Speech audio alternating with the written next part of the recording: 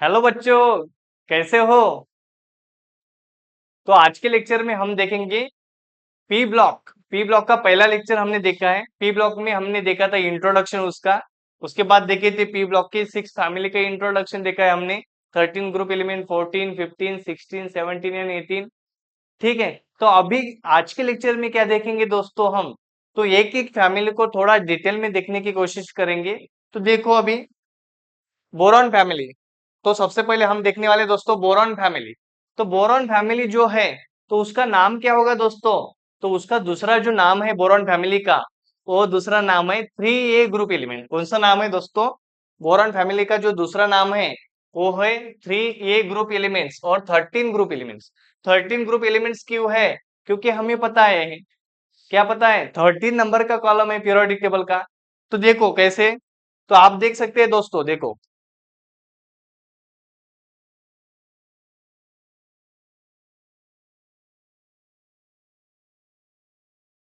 देखो आप देख सकते हैं यहाँ पे पीरियोडिक टेबल है। तो पीरियोडिक टेबल में आप देख सकते हैं कि पी ब्लॉक कहाँ पे है दोस्तों। देखो फटाफट।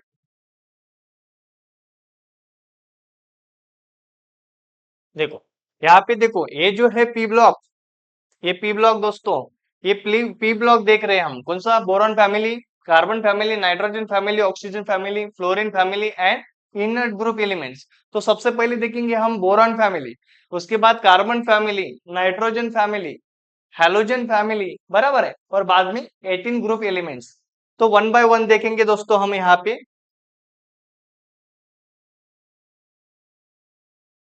तो देखो अभी पहला देखेंगे हम। कौन सा फैमिली दोस्तों? Boron family. तो बोरॉन फैमिली का नाम क्या है? 13 ग्रुप एलिमेंट। क्यों है? क्योंकि वो 13 नंबर का कॉलम है। किसका? पीरियोडिक टेबल का। तो पी ब्लॉक में क्या होता है? कुछ स्टार्टिंग वाले एलिमेंट्स क्या होते हैं? नॉन मेटल्स होते हैं। मिडल वाले एलिमेंट्स क्या होते हैं? मेटेलॉइड्स होते हैं। और बॉटम वाले एलिमेंट्स क्या होते हैं दोस्तों? प्योर मेटल्स होते हैं। तो आज हम देखेंगे बोरॉन फैमिली। तो बोरॉन फैमिली में एलिमेंट्स कौन से देखो? बोरॉन है, aluminium, gallium, indium and thallium. इसको रिमाइंड कैसे करना है? तो इसको आप रिमाइंड कैसे कर सकते हैं? तो बोरॉन को बोलना है बाबा, एल्यूमिनियम को बोलना है अली, गैलियम को बोलना है गांधी, इंडियम को बोलना है इन, एंड थैलियम को बोलना है थाईलैंड। तो बाबा, अली, गांधी, इन, थाईलैंड, ऐसे रिकॉल कर सकते हैं। नहीं तो आप ऐसे भी बोल सकते हैं दोस्तों। कैसे? बैंगन, आलू, गाजर, इन, थैली। क्या बोल सकते हैं? बैंगन, आलू, गाजर, इन, थैली। तो बैंगन, आलू, गाजर, इन, थैली, ऐसे भी हम बोल सकते हैं। तो बैंगन, आलू, गाजर, इन, थैली, बराबर है। तो इसका मेन पॉइंट आता है बच्चों को कि sir how to recall electronic configuration. तो इलेक्ट्रॉनिक कॉन्फ़िगरेशन को आपको रिकॉल करने के लिए शॉर्ट इलेक्ट्रॉनिक कॉन्फ़िगरेशन पता होना चाहिए। कि जैसे कि देखो अभी हमें बोरॉन का लिखना है। तो बोरॉन का एटॉमिक नंबर क्या है दोस्तों? 5। तो 1s2 2s2 2p1 है। तो लिखते समय क्या करना है? स्टार्टिंग को इनर्ट ग्रुप एलिमेंट लिखो और बाद में लास्ट में वैलेंस इलेक्ट्रॉनिक कॉन्फ़िगरेशन लिखो, ताकि आपको इजीली रिमाइंड हो जाए और आप इजीली रिकॉल कर सकते हैं। तो देखो पहले बोरॉन का एटॉमिक नंबर 5 है, तो उसका शॉर्टकट में कैसे लिखा है हमने? Helium 2s2 2p1। तो आप बोलेंगे सर ऐसा क्यों लिखा है? क्योंकि हमें पता है बोरॉन फैमिली का जो जनरल इलेक्ट्रॉनिक कॉन्फ़िगरेशन होता है वो कितना होता है? NH2 NP कितना होता है बच्चों? NH2 NP1 होता है। कितना होता है? जनरल इलेक्ट्रॉनिक कॉन्फ़िगरेशन ये है। तो जनरल इलेक्ट्रॉनिक कॉन्फ़िगरेशन कितना है बोरॉन फैमिली का? NH2 NP1, बराबर है। तो देखो हर एक फैमिली के लास्ट में हमें क्या दिख रहा है? NH2 NP1 दिख रहा है, NH2 NP1। तो यहाँ पे 2s2 2p1 है। बाद में एल्यूमिनियम में आया 3s2 3p1, बाद में गैलियम में है 4s2 4p1, इंडियम में आया 5s2 5p1, और थैलियम में आया 6s2 6p1। तो देखो कैसे रिकॉल करना है।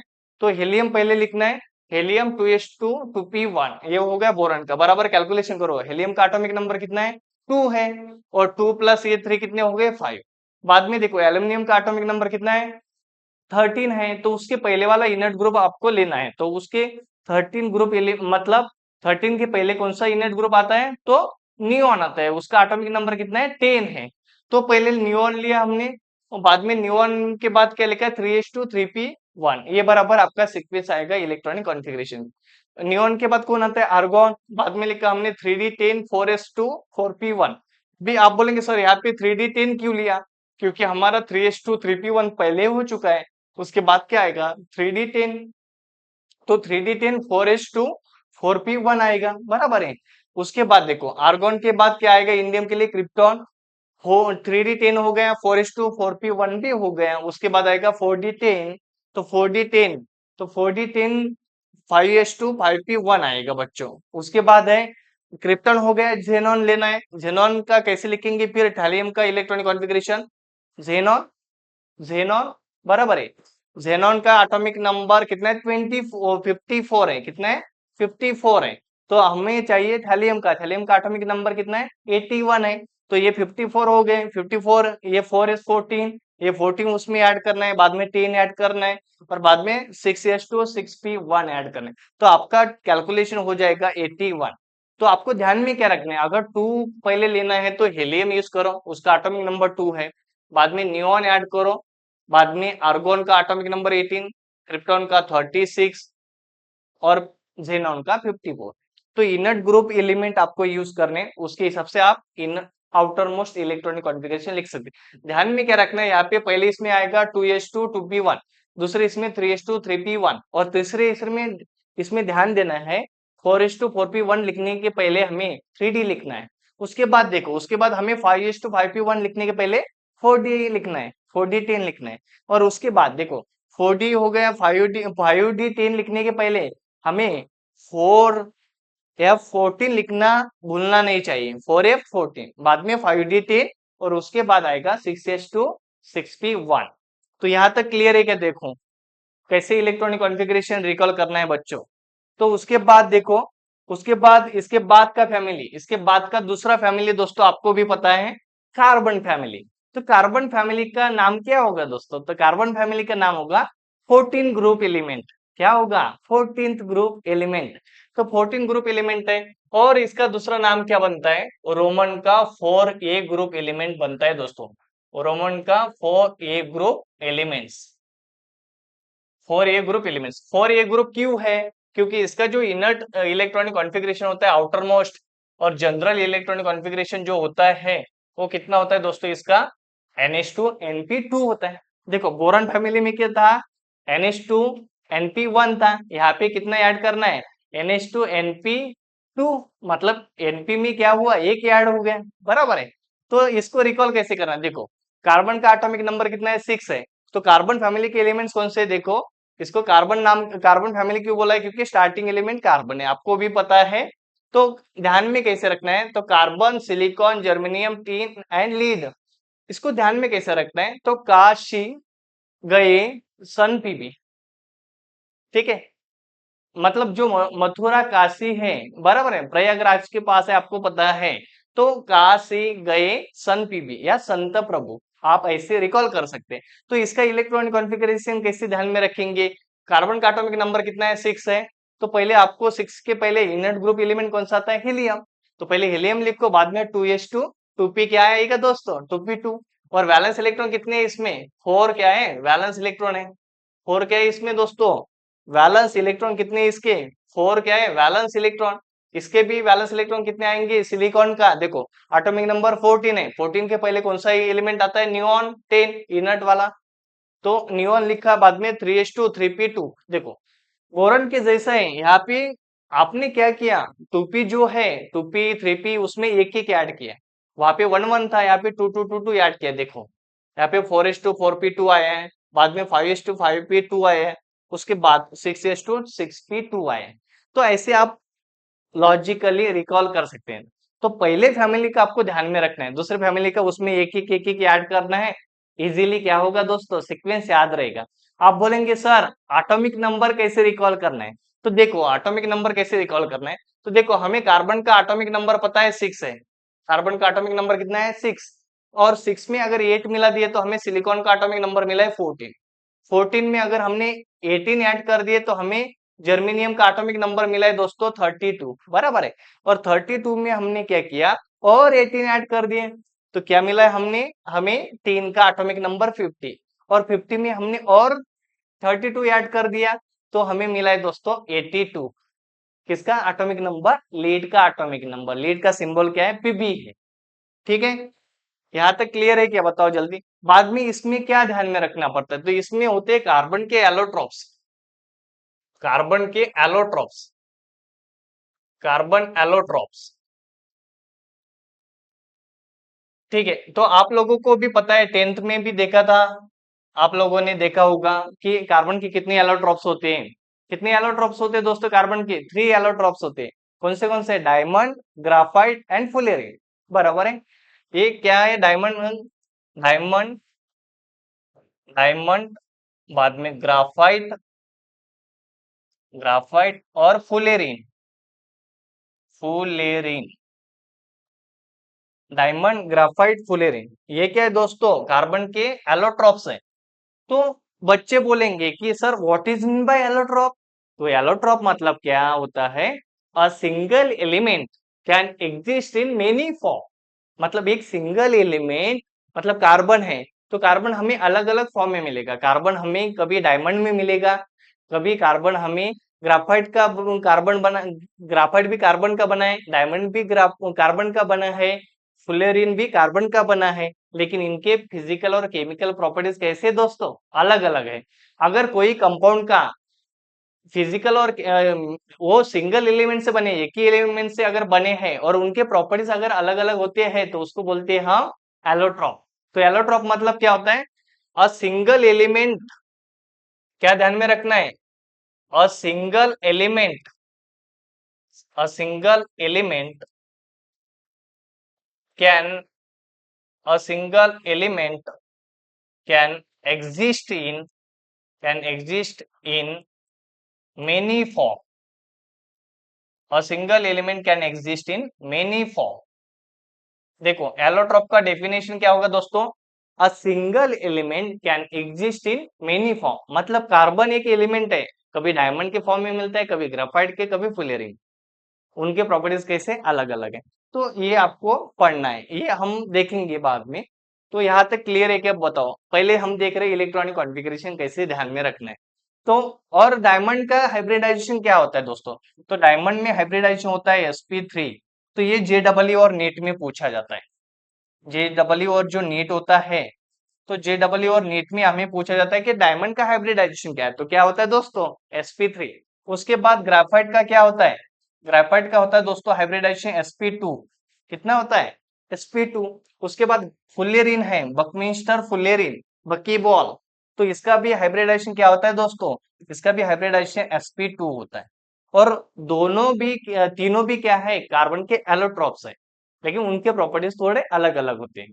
ठीक है, तो यहां तक क्लियर है। 14 ग्रुप एलिमेंट, कार्बन फैमिली। तो इसके बाद देखेंगे दोस्तों हम नेक्स्ट फैमिली, उसका नाम है नाइट्रोजन फैमिली। तो नाइट्रोजन फैमिली जो है दोस्तों, इसका दूसरा नाम है निक्टोजन फैमिली भी इसको बोलते हैं। 15 ग्रुप एलिमेंट भी बोल सकते हैं आप। वैलेंस इलेक्ट्रॉन कितने हैं, 5 वैलेंस इलेक्ट्रॉन है। और इसका रोमन का नाम क्या होगा, रोमन लेटर में इसको 5th ए ग्रुप एलिमेंट भी बोलते हैं। क्या बोलते हैं इसको, 5th ए ग्रुप एलिमेंट, रोमन का 5th ए ग्रुप एलिमेंट, 5 ए ग्रुप एलिमेंट। ठीक है, तो नाइट्रोजन फैमिली जो है दोस्तों, उसको कैसे रिकॉल करना है, देखो नाइट्रोजन फैमिली में कौन कौन है, nitrogen, phosphorus, arsenic, arsenic, antimony, bismuth. इनको रिकॉल कैसे करना है, तो नाइट्रोजन को बोलना है नागपुर, फास्फोरस को बोलना है पूना, आर्सेनिक को बोलना है अमेरिका, एंटीमनी को बोलना है एसबी, उसका क्या है सिंबल है, तो सब, और बीआई को बोलना है बीके। तो नागपुर, पूना, अमेरिका, सब बीके, ऐसे आपको रिकॉल क्या करना है दोस्तों, नाइट्रोजन फैमिली को रिकॉल करना है। तो एटॉमिक नंबर कैसे रिकॉल करना है, मैंने पहले बता दिया। तो पहले एलिमेंट के एटॉमिक नंबर में 8 ऐड करना है, दूसरे एलिमेंट के एटॉमिक नंबर में 18 ऐड करना है, बाद में और 18 ऐड करना है, बाद में और आपको क्या करना है, लास्ट में 32 ऐड करना है। कैसे ध्यान में रखना है सीक्वेंस, 8, देखो 8 ऐड किया पहले आपने पहले एलिमेंट के एटॉमिक नंबर में, बाद में 18 और 18 और 32।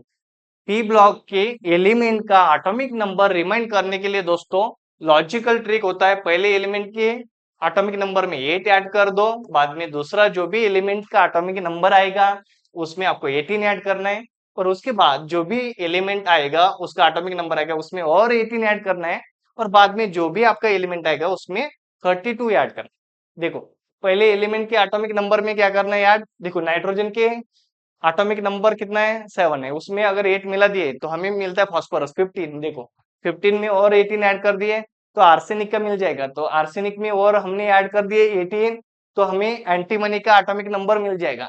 और एंटीमनी के एटॉमिक नंबर में अगर हमने 32 ऐड कर दिए दोस्तों तो हमें किसका एटॉमिक नंबर मिल जाएगा, बिस्मथ का। ठीक है, क्लियर है। देखो ये स्टार्टिंग वाले जो एलिमेंट है ये कैसे है, नाइट्रोजन फॉस्फोरस ये क्या है, नॉन मेटल्स है। उसके बाद आर्सेनिक एंटीमनी ये किस में आते हैं, मेटलॉइड में आते हैं। और बिस्मथ क्या है दोस्तों, प्योर मेटल है। ये क्या है, इसको लिख के रखिए, ये क्या है दोस्तों, प्योर मेटल है, प्योर मेटल। और इसमें आर्सेनिक और एंटीमनी ये क्या है दोस्तों, आर्सेनिक और एंटीमनी क्या है, ये दोनों दोस्तों क्या है, मेटेलॉइड है। ये क्या है दोस्तों, दोनों मेटेलॉइड्स है। और स्टार्टिंग के जो दो एलिमेंट है नाइट्रोजन एंड फॉस्फोरस आर, ये क्या है दोस्तों, नॉन मेटल्स। क्या है, नॉन मेटल्स। ठीक है, क्लियर हुआ। देखो नाइट्रोजन फैमिली क्लियर हुआ क्या। अभी उसका इलेक्ट्रॉनिक कॉन्फ़िगरेशन कैसे ध्यान में रखना है, देखो जैसे हमने कार्बन फैमिली में 2p में 2 ऐड किया था, अभी आपको क्या करना है, pp ऑर्बिटल जो है उसमें 3 ऐड करने। बाकी का आप देख लो, इक्वल है, एज इट इज है दोस्तों। ठीक है, तो यहाँ पे क्या आएगा, वैलेंस इलेक्ट्रॉनिक कॉन्फ़िगरेशन 5 5 5 सभी इसमें कितना आता है, 5 5। और आपको सीक्वेंस पता बताए मैंने आपको, helium, neon, argon, krypton, xenon. बाद में पहले 2s2 2s2 2p3। नाइट्रोजन का क्या आएगा, helium, helium 2s2 2p3। Phosphorus का क्या आएगा, neon, atomic number 10 3s2 3p3। Neon के बाद आर्गोन, एटॉमिक नंबर 18। 3d10 लिखना नहीं भूलना चाहिए, देखो बाद में 3d10 4s2 4p3। और 4s2 4p3 हो गया दोस्तों, उसके बाद 4d10 बोलना है, उसके बाद 5s2 5p3 वो हो गए। बाद में जेनॉन लेना है, जेनॉन का एटॉमिक नंबर आता है 54। क्रिप्टॉन का कितना, 36। जेनॉन का कितना है, 54 54। उसमें बाद में लिखना है 4f14 5d10 और उसके बाद 6s2 6p3। तो ऐसे आप क्या कर सकते हैं दोस्तों, नाइट्रोजन फैमिली का इलेक्ट्रॉनिक कॉन्फ़िगरेशन ध्यान में रख सकते हो। और वैलेंस इलेक्ट्रॉन कितने इसमें 5 है। आप बोलेंगे सर आप अगेन अगेन वैलेंस इलेक्ट्रॉन क्यों लिख के दे रहे हैं, तो जब हम इसके कंपाउंड के स्ट्रक्चर हम फाइंड आउट करेंगे, ज्योमेट्री शेप, तो उसमें आपको वैलेंस इलेक्ट्रॉन बहुत काम में आएगी। तो इसके बाद का नेक्स्ट फैमिली देखेंगे दोस्तों, नेक्स्ट फैमिली हमारा ऑक्सीजन फैमिली। कौन सा फैमिली है, ऑक्सीजन फैमिली। उसका दूसरा नाम क्या होगा दोस्तों, चाल्कोजन फैमिली बोला जाता है। क्या बोला जाता है, चाल्कोजन। चाल्कोजन मतलब क्या होता है, चाल्कोजन मतलब होता है ऑक्साइड फॉर्मिंग। चाल्कोजन मतलब क्या होता है, ऑक्साइड फॉर्मिंग। ये जो एलिमेंट होते हैं ये कौन से फॉर्म में होते हैं दोस्तों, ऑक्साइड के फॉर्म में होते हैं, नहीं तो सॉल्ट के फॉर्म में होते हैं। तो देखो कैसे, फॉर एग्जांपल O3 हुआ, उसके बाद H2SO4 है, उसके बाद कैल्शियम ऑक्साइड है, बाद में एक्सेट्रा। ऐसे मतलब ये ऑक्साइड के फॉर्म में भी होते हैं और सॉल्ट के फॉर्म में भी होते हैं, इसके कारण इसको क्या बोला जाता है, ऑक्साइड के फॉर्म में है। तो एक ध्यान में रखना है आपको, ऑक्साइड फॉर्मिंग एलिमेंट्स मतलब चाल्कोजन बोला जाता है। ठीक है, इतना ही ध्यान में रखना है, चाल्कोजन मतलब ऑक्साइड फॉर्मिंग एलिमेंट्स। तो देखो एलिमेंट का इलेक्ट्रॉनिक कॉन्फ़िगरेशन कैसे ध्यान में रखना है, वही सीक्वेंस है। देखो हीलियम लेना है, बाद में नियोन, बाद में आर्गोन, और उसके बाद क्रिप्टॉन, उसके बाद ज़ेनॉन। ठीक है, 2s2 2p4 6 वैलेंस इलेक्ट्रॉन आ गए, देखो इसमें 6 वैलेंस इलेक्ट्रॉन। बाद में 3s2 3p4 6 वैलेंस इलेक्ट्रॉन, बाद में 4s2 4p4। क्योंकि इसका वैलेंस इलेक्ट्रॉनिक कॉन्फ़िगरेशन आपको ध्यान में क्या रखना है, क्या आएगा दोस्तों, NH2 Np कितना आएगा 4। क्या आएगा, वैलेंस इलेक्ट्रॉनिक कॉन्फ़िगरेशन या जनरल इलेक्ट्रॉनिक कॉन्फ़िगरेशन क्या है दोस्तों, NH2 Np4। वैलेंस इलेक्ट्रॉन कितने इसमें 6 है। तो इसके कारण इसका और एक नाम होता है, इसको रोमन का 6a ग्रुप एलिमेंट भी बोला जाता है। क्या बोला जाता है इसको, 6a ग्रुप एलिमेंट भी बोला जाता है। क्या बोला जाता है, 6a ग्रुप एलिमेंट। क्यों, क्योंकि वैलेंस इलेक्ट्रॉन सब फैमिली एलिमेंट्स जो है सबके वैलेंस इलेक्ट्रॉन कितने हैं दोस्तों, 6 है। तो रिकॉल कैसे करना है, अभी ध्यान में आया आपका। ठीक है, अभी एलिमेंट को कैसे रिकॉल करना है, देखो oxygen, sulphur, selenium, tellurium, polonium. इसको ध्यान में कैसे रखना है, देखो दोस्तों, इसको ध्यान में कैसे रखना है आपको। ऑक्सीजन को बोलना है ओ, सल्फर को बोलना है स, सेलेनियम को बोलना है से, ओ स से टेपो। कैसे ध्यान में रखना है, ओ स से टेपो। तो ये ऐसे आप क्या कर सकते हैं, ऑक्सीजन फैमिली 16 ग्रुप एलिमेंट को ध्यान में रख सकते हैं दोस्तों। इसमें भी क्या होता है, इसमें भी ऑक्सीजन एंड सल्फर, ये दोनों कैसे दोस्तों नॉन मेटल है, ये दोनों कैसे नॉन मेटल्स है। इसमें बाद में सेलेनियम एंड टेलोरियम, ये दोनों क्या है दोस्तों, इसमें मेटेलॉइड है। ये दोनों क्या है, इसमें सेलोरियम एंड टेलोरियम मेटेलॉइड है दोस्तों। तो बाद में पोलोनियम क्या है, पोलोनियम क्या है दोस्तों, पोलोनियम क्या है, मेटल है, प्योर मेटल है। पोलोनियम क्या है, मेटल है, प्योर मेटल है। तो आपको ऐसे ध्यान में रखना है। हो गया आपका 16 ग्रुप एलिमेंट ऑक्सीजन फैमिली। ठीक है, तो इसके बाद का नेक्स्ट फैमिली देखेंगे दोस्तों हम, हैलोजन फैमिली। कौन सा फैमिली दोस्तों, हैलोजन फैमिली। हैलोजन फैमिली क्यों बोला जाता है, क्योंकि इसमें सभी जो एलिमेंट्स है वो क्या है, हैलोजेंस है। इसके कारण इसको बोला जाता है हैलोजन फैमिली। और इसका जो दूसरा नाम है 17th ग्रुप एलिमेंट बोला जाता है।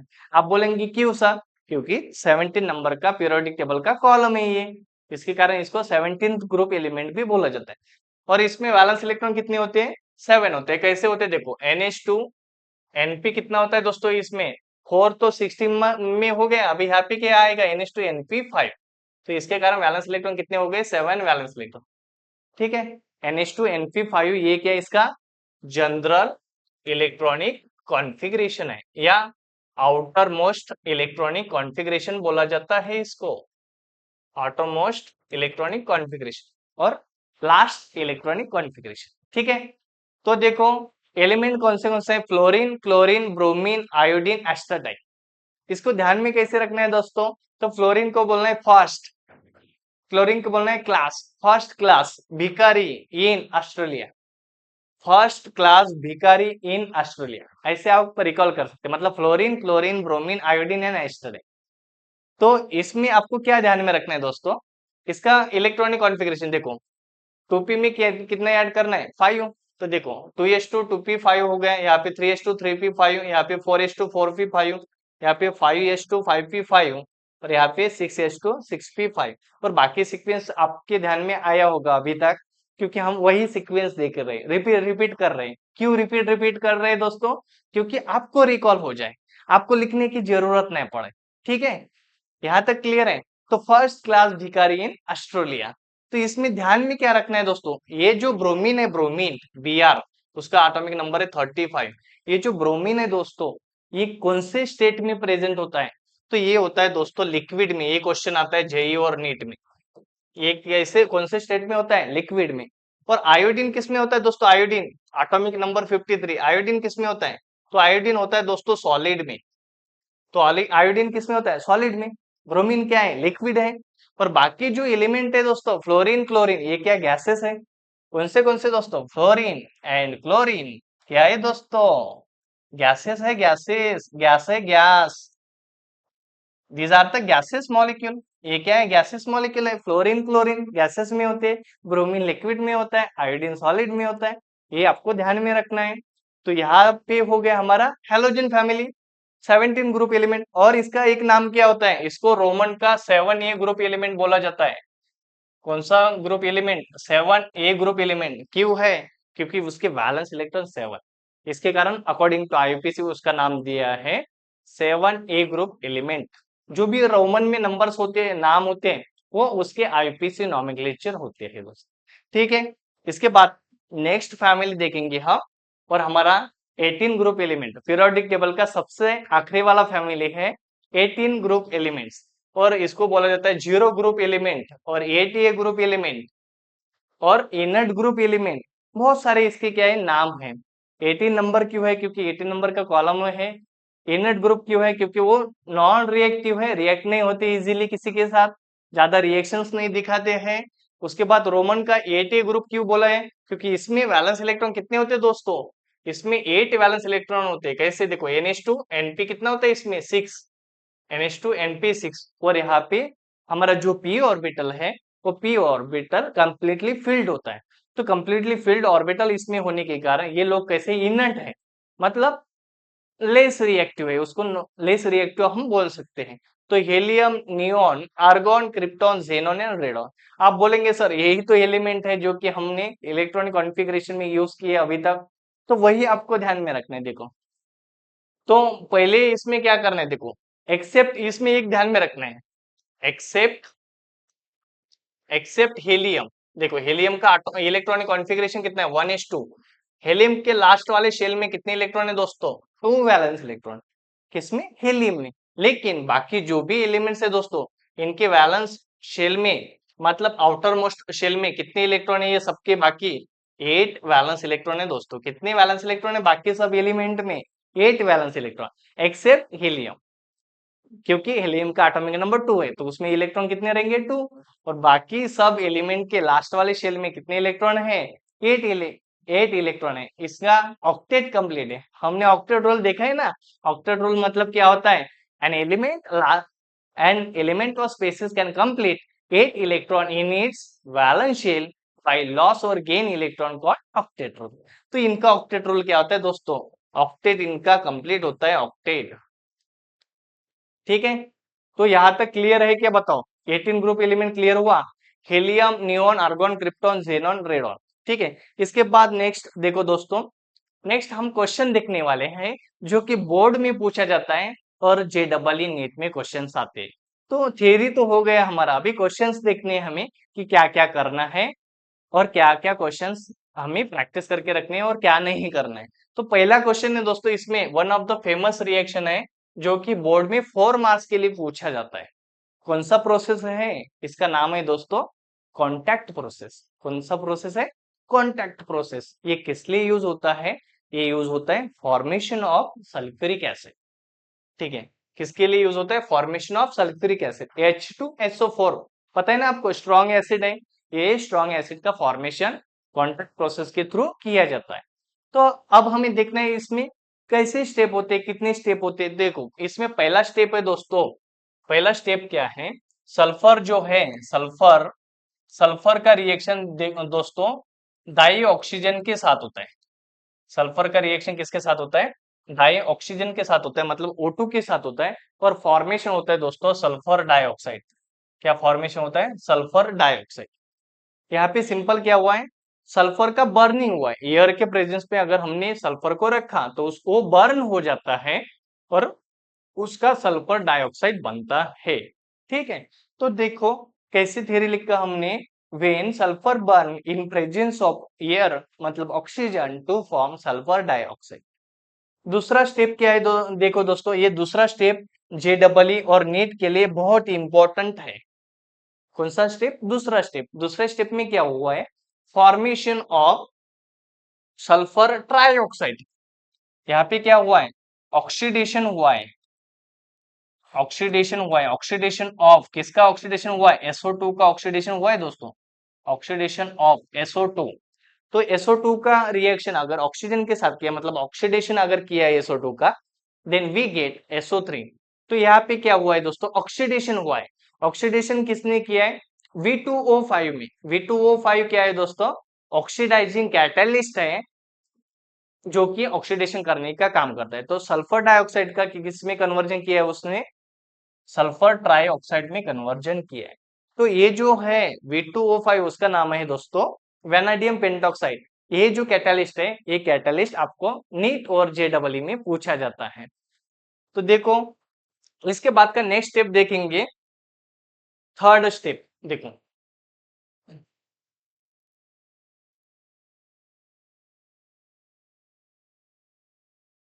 ठीक है, इसके बाद थर्ड स्टेप है दोस्तों, कौन सा है, जो हमने दूसरे स्टेप में सल्फर ट्राइऑक्साइड बनाया था उसका रिएक्शन होता है H2SO4 के साथ। देखो ये क्या है हमारा, सल्फर ट्राइऑक्साइड।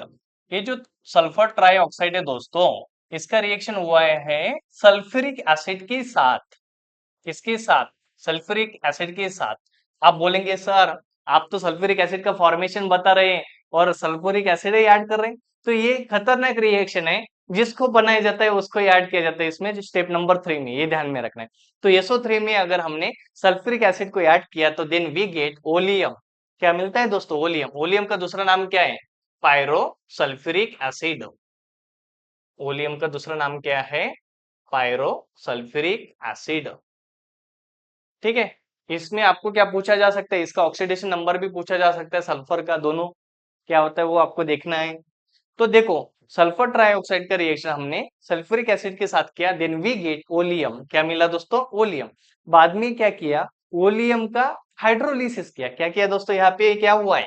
हाइड्रोलिसिस हुआ है। हाइड्रोलिसिस। हाइड्रोलिसिस मतलब क्या होता है दोस्तों? Addition of water. क्या होता है? Addition of water. तो हमने वॉल्यूम में क्या किया दोस्तों? H2H2O7 में वाटर ऐड कर दी। तो देखो ऑक्सीजन बढ़ा है। पहले कितने थे? 7 ऑक्सीजन, अभी कितने आ गए देखो, 2 into 4 मतलब 8 ऑक्सीजन। 2 बार बना है ना ये H2SO4। हाइड्रोजन कितने हो गए? 4 हाइड्रोजन हो गए। सल्फर कितने हो गए? 2 सल्फर। ऑक्सीजन टोटल कितने हो गए? 8। देखो ट्वाइस H2SO4 मतलब क्या बना है हमारा? H2SO4 एंड H2SO4 बना है दोस्तों। देखो ये कितने बार बना है? 2 बार बना है, इसके कारण हमने ट्वाइस H2SO4 लिखा है। देखो, तो यहाँ पे हमारा हो गया दोस्तों पूरा कंप्लीट कॉन्टैक्ट प्रोसेस। ठीक है। और कॉन्टैक्ट प्रोसेस आपको समझ में आया होगा, ऐसा मुझे होप है। और अगर मेरा ये वीडियो आपको पसंद आया होगा दोस्तों, तो आपको क्या करना है? लाइक करना है, शेयर करना है एंड सब्सक्राइब करना है। And thank you for watching my videos.